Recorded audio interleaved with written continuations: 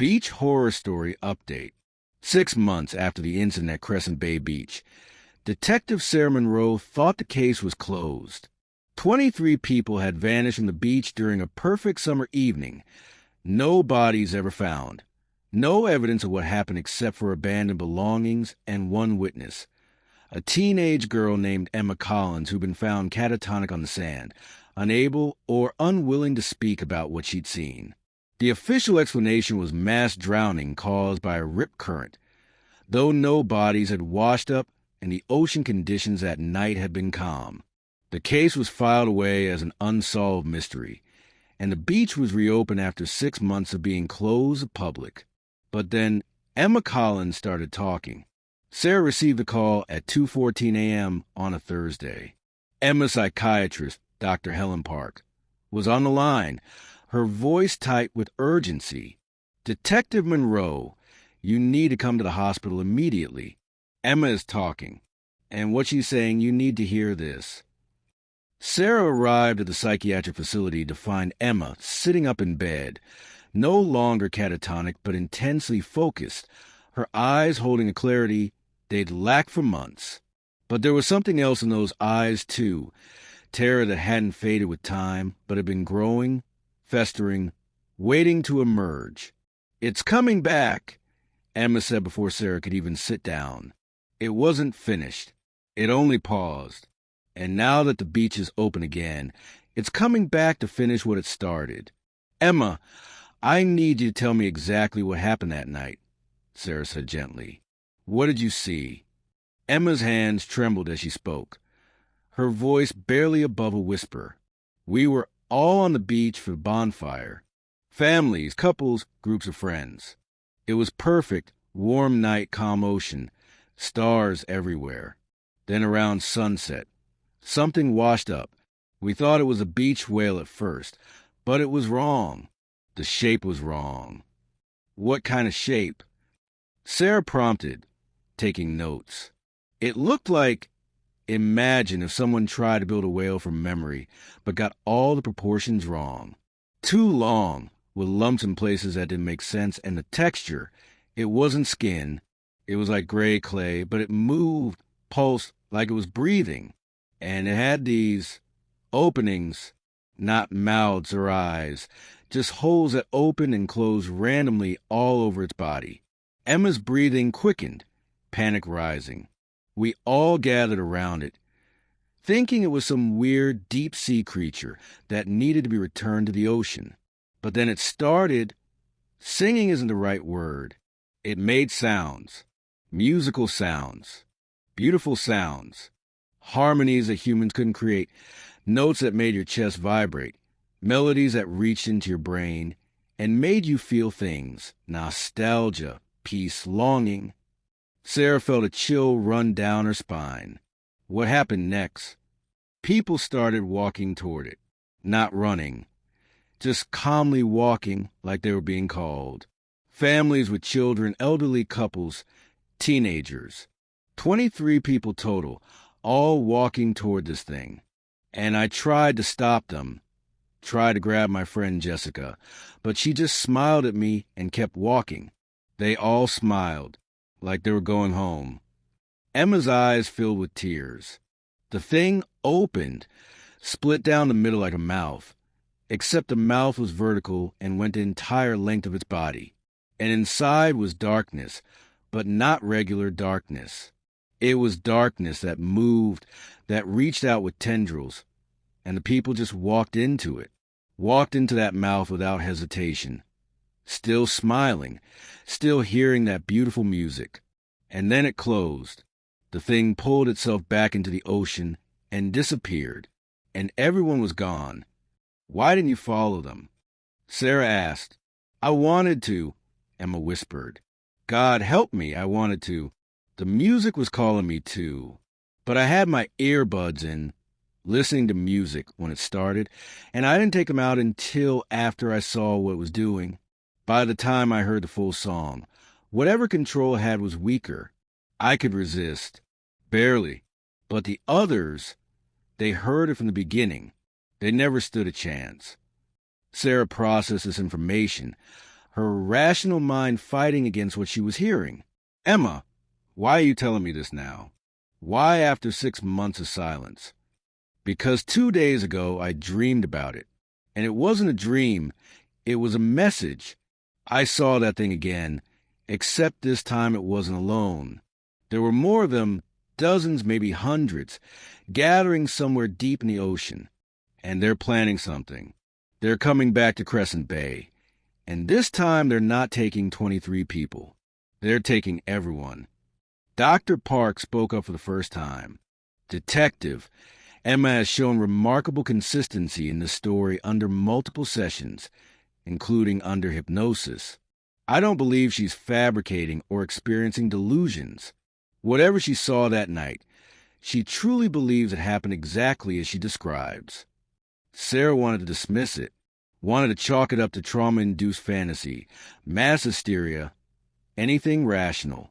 But something in Emma's eyes stopped her. The girl wasn't crazy. She was terrified, yes, but lucid, coherent, and absolutely convinced of what she'd seen. "What do you want me to do?" Sarah asked. "Close the beach?" Emma said urgently. "Close it and keep it closed. Don't let anyone go into the water, because it's coming back. I can feel it. In my dreams, I can hear that music again, and it's getting louder. It's coming." Sarah left the hospital with a decision to make. She had no physical evidence, no proof of Emma's story, except for the missing people and one traumatized witness. But she'd been a detective for 15 years, and her instincts were screaming that Emma was telling the truth. She called the mayor at 7 a.m., requesting an emergency meeting. The mayor, facing pressure to keep the beach open for the lucrative summer season, was not receptive. "Detective Monroe, we've already lost 6 months of revenue. I'm not closing the beach again based on the nightmares of a traumatized teenager. Your Honor, 23 people vanished, and we've ruled it a mass drowning. Tragic, but not mysterious. I'm sorry, but the beach stays open." Sarah spent the next 3 days trying to find evidence, anything that would support Emma's story. She reviewed the security footage from that night again, frame by frame, and this time she saw something she'd missed before. At the bottom of the frame, barely visible in the dim evening light, something large moved in the shallow water. The footage was too grainy to make out details, but the shape was wrong. Too large, too irregular, moving in ways that didn't match any known marine animal. Sarah enhanced the footage, sent it to marine biologists, called in every favor she had. The responses were all similar: unknown species or possible whale, but anatomically inconsistent with known species. On the 4th day, Emma called Sarah directly. "It's the night. I can hear in my head. The music is so loud now. It's almost here." Sarah made a decision that could end her career. She called in a bomb threat to the beach, forcing an evacuation and closure. Then she drove to Crescent Bay herself and waited. The sun set at 8:47 p.m.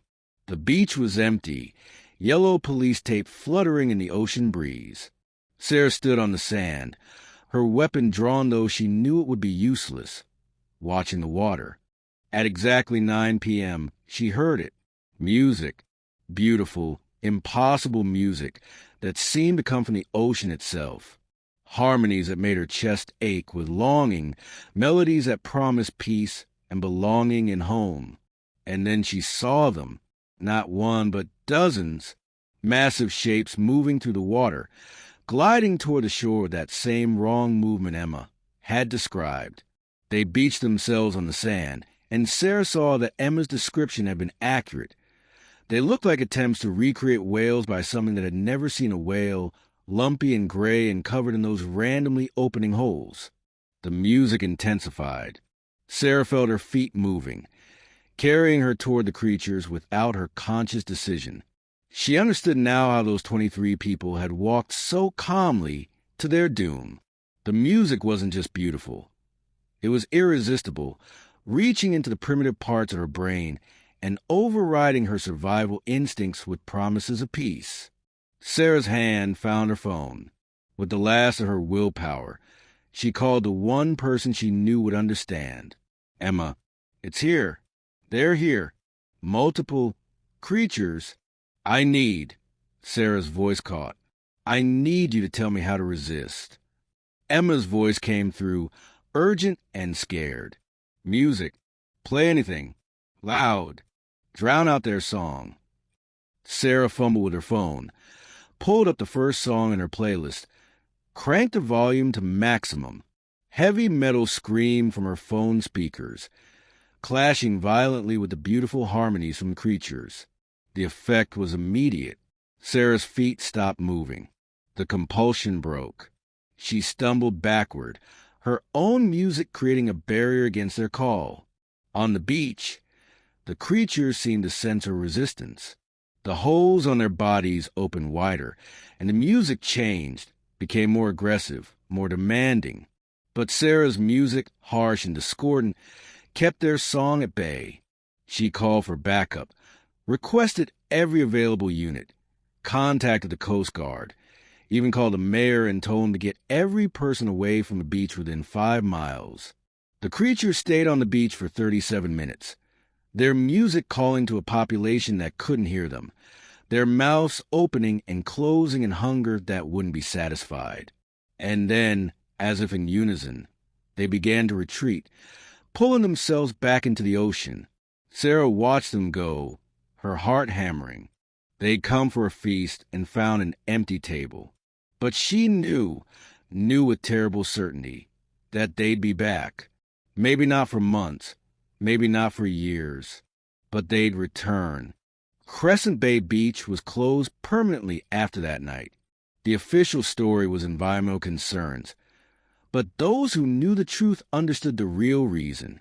The ocean held things humans weren't meant to encounter, things that had learned that beachgoers made easy prey, things that sang songs of beauty to lure victims into mouths that led to darkness. Emma Collins still hears her music sometimes, faint echoes in her dreams.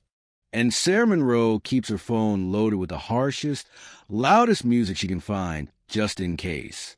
Because some updates to stories aren't happy endings. Some updates are warnings that the horror isn't over.